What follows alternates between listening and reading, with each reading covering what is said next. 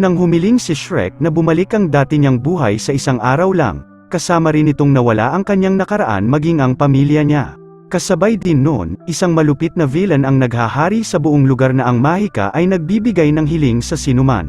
Ngayong araw, ikikwento natin ang istorya ng Shrek 4. Nagsimula ang pelikula sa mga magulang ni Fiona, na desperado na matanggal ang sumpa ng anak nila. Pumunta sila sa isang leprechaun na si Rumpelstiltskin, na handang tumulong pero ang kapalit, ay makukuha niya daw ang buong kaharian. Sa una ay di pumayag ang ama pero napilitan ito dahil mas importante daw ang kinabukasan ng anak kaysa sa mga material na bagay. Inihanda na nito ang kontrata para lagdaan, at handa na ang mag-asawa para gawin ang sa tingin nila ay tama. Pipirmahan na ng hari ang papel nang biglang dumating ang isang kawal na nagsabing may nagligtas na daw ng prinsesa. Nadismaya ng sobra ang villain dahil sa isang ogre na ang pangalan ay Shrek. Gumising si Shrek kasama ang asawang si Fiona, at sa tabi ng kama ay 3 maliliit na mga anak nila. Bumisita rin sa bahay si Donkey na kasama ang mga anak, at sa hapunan ay dumating naman si Puss, na nagkwento tungkol sa kabayanihang ginawa nilang grupo dati. Kinabukasan, namasyal ang buong magkakaibigan sakay ang asawa ni Donkey na isang dragon, at masayang naglalaro rin ang mga bata dito. Birthday kasi ng 3 niyang mga anak kaya bumisita sila sa kaharian, at kumakanta rin dito si Pinocchio ng happy birthday song. Kinuha niya yung cake pero di siya natuwa sa design, at ang malala pa ay dinilaan ito ni Donkey. Sumunod ay nagalit ang biyenan dahil sinira niya daw yung cake, at nung tumingin siya sa cake, nalaman niya na kinain na pala ito ng 3 baboy. Dahil sa maraming nanggugulo sa paligid niya, nagalit ang bida at sinimulang sumigaw ng malakas sa harap nila. Tumigil ang lahat ng sandali, pagkatapos ay natuwa ang mga ito sa ginawa niya at si Puss ay naglabas ng isa pang reserba na cake. Tinanong ni Fiona kung okay lang ba siya, pero di pa rin napapawi ang galit nito at sinira niya rin yung pinakahuling cake. Nagtaka ang mga bisita sa naging asal niya kaya napilitan si Shrek na umalis na lang sa silid. Sa labas, nag-away ang mag-asawa habang nagrereklamo ang bida na mas mabuti pa daw nung dati dahil mapayapa siyang nabubuhay sa swamp. Pero ngayon ay pinagtatawanan na lang siya ng mga villagers at naiinis siya dito. Pagkaalis ni Fiona, di nila alam na nakikinig pala si Rumpelstiltskin sa may basurahan. Pauwi na sana papuntang swamp si Shrek nang marinig ang isang saklolo sa may malayo. Mabait yung bida kaya binuhat niya yung karwahe, at nakausap niya dito yung leprechaun kanina. Pagkatapos tulungan niya ito, inalok siya ng kontrata na naglalaman ng tanging gusto niya, ang maging kinatatakutan na ogre sa isang araw lang. Tinanong naman niya kung ano daw yung kapalit, pero ito daw yung kagandahan ng magic contract. Lilipas yung araw na wala daw nakakaalam ng tunay na nangyari. Ang kailangan lang daw ng villain ay isang araw ng nakaraan niya at wala nang iba pa. 24 oras lang daw kaya walang kamuwang-muwang na nilagdaan nga ito ni Shrek. Pagkatapos pirmahan nito, nawala si Rumpelstiltskin pati yung panulat, ganun din ang lahat ng nakapaligid sa kanya ay naglalaho rin. Sabay nahulog siya sa gitna ng kalsada. Dumating ang boss na may maraming sakay at sumigaw sa takot yung isa kaya nagsitakbuhan na rin ang lahat para makalayo sa ogre. Natuwa dito yung bida sabay nagpasalamat din sa kontrata. Sa village, habang ikakasal na sana ang lalaki, nagpanggap pala si Shrek bilang bride, pagkatapos ay tinakot nito ang mga tao. Tinakot niya rin ang magkasintahan na nagpipiknik, at nasundan din ito ng sari-saring lugar na pinuntahan niya para gawin ang gusto nito bilang isang ogre. Hinabol siya ng mga galit na mga residente at natutuwa itong tumatakbo papalayo sa kanila.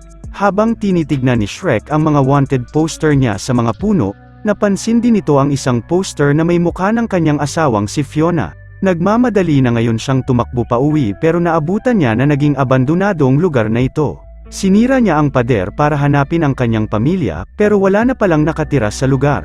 Sa labas, merong mga witches na lumilipad at nakita ang isang ogre kaya binalak nilang hulihin ito. Matagumpay nilang nagapos yung bida at inilipad din sa ere, at dahil nagbabalak na tumakas ito ay tinapunan siya ng pumpkin na nagpatulog sa kanya. Nagising siya na nasa loob na ng kulungan, at sa labas ay naririnig niyang kumakanta si Donkey. Sinubukan niyang kausapin ito pero nakakapagtaka na hindi pala siya kilala ng kaibigan. Tumawa lang siya nang sinabi ni Shrek na mag-best friend daw sila. At binanggit din na dinadala ang lahat ng mga ogre kay Rumpelstiltskin. Habang dumadaan, nakita niya si Gingerbread na isa na palang mandirigma, at nilalabanan din ang ibang mga cookies. Pilit na ngayon siyang hinihila papasok ng palasyo, at pagkapasok nila dito, may party pala ng mga witches ang nagsasayaw sa dance floor. Sa dulo ng kwarto ay kinausap niya ang tuso na villain at malugod siyang binati na matagal nang hinihintay siya. Ipinaliwanag kay Shrek na salamat sa kanya, ibinente ng mahal na hari at reyna ang lahat ng pagmamay-ari nila sa akin. Natupad ang nangyaring paglagda ng hari sa kontrata para mawala ang kanilang problema, kaya nakuha ko ang korona at nakuha ko rin ang kaharian. Si Rumpelstiltskin daw ang nagtapos ng sumpa kay Fiona at hindi daw si Shrek, dahil ang ipinalit niya dito sa kontrata ay yung araw na ipinanganak siya. At pag natapos na itong araw, ikaw rin ay tuluyang mawawala na. Nagalit ng husto yung bida at lumaban pabalik, pagkatapos ay kinuha niya yung broomstick ng bruha na ginamit niya para makatakas. Bumalik siya para kunin yung kaibigang donkey, sabay parehas silang lumipad paalis ng kastilyo. Pagdating nila sa gubat, ipinaliwanag ni Shrek ang tungkol sa kanilang pagsasama pero di naniwala itong si Donkey na siyang nagmadaling tumakbo papalayo. Nalungkot ang bida, at naisip ang mga anak nito na nakita ng kasama. Pinakita na ngayon ni Shrek ang kontratang nilagdaan at nagbabala si Donkey na hindi daw dapat nakikipagkontrata ang sinuman kay Rumpelstiltskin. Pero may alam si Donkey na ang bawat kontrata daw ay may exit. Kaya tiniklop niya yung papel at nakita ng bida ang true love's kiss ang magpapalaya sa kanya sa nilagdaan.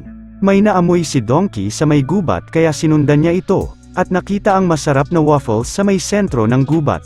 Binalaan siya ng bida na wag niyang kainin yan, pero ang nagugutom na kasama ay kinain pa rin ito sabay na trigger ang mekanismo ng patibong. Ilang sandali, na-activate ang huling trap at itinulak siya sa may butas, na siyang sinundan kaagad ni Shrek para tulungan siya. Pagdating sa dulo, namangha ito nang makita ang isang village na puro katulad din niyang ogre. Sabay nilapitan siya ng malalaking residente dahil bago lang ito sa kanilang lugar. Pinilit din nila na suutan siya ng bakal na armor, pagkatapos ay binati ang bida bilang opisyal na isang rebelde na rin ngayon. Pinaliwanag sa kanya na pinaglalaban nila ang karapatan nilang maging malaya, kasunod ay pinatunog din ng lahat ang kanilang mga tenga ng sabay-sabay. At sa huli, may isang mandirigma ang nagpakita sa di kalayuan, isang magandang ogre na si Fiona, at namangha ng sobra sa kanya si Shrek. Natuwang makita niya ulit ang asawa, pero sa paglapit niya dito, ay agad na sinipa siya hanggang gumulong ito sa lupa. Yun pala ay wala rin itong ideya kung sino siya, pagkatapos ay nagsignal ang uwak na may paparating na mga kalaban. Naalerto ang buong bayan kaya kanya-kanya ang pagtago ng mga ito, sabay dumaan nga ang nasabing patrol na mga witches. Pagkatapos ng pangyayari, tinipon ni Fiona ang lahat para sa gagawin nilang pag-atake kay Rumpelstiltskin. Pinakita niya na kapag dumating na sila dito, doon na tayo susugod para mahuli sila, at ang kaharian ng far far away ay magiging malaya na sa kasamaan. Sumunod ay pinuntahan ng bida ang babae para ligawan ito, pero ang sumalubong lang sa kanya ay si Puss, na ngayon ay isa ng matabang pusa. Tinanong niya ito kung nasaan na daw yung sombrero niya at ang kanyang sinturon. Nasaan na rin daw yung boots niya dahil siya daw yung kilalang Puss in Boots. Pumasok si Fiona at nagulat na may ogre sa bahay niya, kaya ipinakita ni Shrek ang dala niyang mga regalo kabilang ang isang coupon na free kiss, pero tumangging gawin yun ng dalaga. Pinaaalis na siya ngayon nito sabay inihagis din palabas ng tent. Samantala, isang lalaki ang pumapasok sa kastilyo na dinadala ng maraming daga. Siya si Piper, pero tinawanan lang ito ng mga witches dahil mahina lang ito bilang bounty hunter. Pinalitan niya yung switch ng kanyang plauta at kinontrol na ngayon yung isang bruha gamit ang tunog nito. Ganon din ang nangyari sa iba pang witches, na habang sumasayaw ay nagmakaawa na tumigil na daw siya. Dumating na ang gabi ng paghahanda na pinangunahan ni Fiona kasama ng lahat ng mga ogre. At sa kanilang paghihintay, kinausap ni Shrek ang dalaga pero sinabi nito na lumayo muna daw siya. Dumadaan na yung karwahe na wala pa ring signal ni Fiona, kaya nagdesisyon ang isa na umatake na ngayon sila at sumunod naman ang lahat. Pero nung sinira ng mga ito yung buong sasakyan ay nagulat sila dahil walang nakasakay dito, at nasorpresa sila na yung gansa pala ay nagbago ng anyo at siya pala ay si Piper. Samantala, di malaman nila Shrek kung bakit silang dalawa ay nagsasayaw pababa ng burol. Ganon din ang mga kasamahan nilang mga ogre. Napipilitan silang sumayaw dahil sa tugtog ng musika ni Piper at hindi daw makontrol ng isa ang sarili nito. Pumasok sila Fiona, at sinisisi si Shrek sa nasira niyang plano dahil hinayaan itong kausapin siya ng matagal. Ang gusto lang daw ni Shrek ay isang halik mula sa kanya sabay inihagis din ang dalaga sa ere sa pagsasayaw. Sinabihan ni Puss na kailangan daw na tumulong sila, at gamit ang kanyang matatalas na kuko, kinalmot niya si Donkey at nagmadali sila ng takbo para iligtas sila Fiona sa pila ng fandango. Sa ligtas na lugar, nagpatuloy ang pagtatalo ng dalawa at kailangan daw balikan ni Fiona ang mga kasamahan. Pero masusolve daw lahat ng mga problema nila kung hahalikan daw niya siya, pero tumangging gawin yun ng dalaga. Sa pagpupumilit ni Shrek sa kanya, pinagbigyan ito ni Fiona at humalik pabalik, na nagbalik muli ng dating nararamdaman ni Shrek sa kanyang asawa. Naghintay ang lahat kung anong mangyayari, pero nagulat ang bida dahil walang nagbago sa sitwasyon nito. Ipinaliwanag ni Fiona na hindi naso-solve ng true love ang lahat, dahil siya mismo ang nagligtas sa kanyang sarili para makatakas noon sa tore. Ako dapat ang true love mo, sabi ni Shrek, at nadismaya ang dalaga dahil wala naman siya nung panahon na kailangan niya siya. Samantala, nagalit si Rumpelstiltskin dahil hindi nahuli ni Piper sila Fiona, kaya inutusan ito na ipasayaw yung medyas niya pataas. Si Magic Mirror naman, ay nag-anunsyo sa mga taong bayan na may sasabihin daw ang kanilang mahal na hari at nagpakita dito si Rumpelstiltskin. Sinabi niya na may nanggugulo na ogre sa kanilang kaharian at kung sino man ang makakahuli dito ay mabibigyan ng contract of a lifetime. Walang hanggang kasiyahan, maraming pera, at lahat ng gusto mong panaginip ay matutupad, no strings attached. Kaya ano pang hinihintay nyo? Oras na para hulihin yung ogre. Balik sa bida, nawawala na ito ng pag-asa dahil hindi naman daw gumana yung halik kay Fiona, at sorpresang inaaway siya ni Gingerbread sa paa kaya pinulot niya ito. Ipinaliwanag ng Cookie na may bounty siyang makokolekta kapag nahuli niya si Shrek, at magagantimpalaan daw siya ng deal of a lifetime.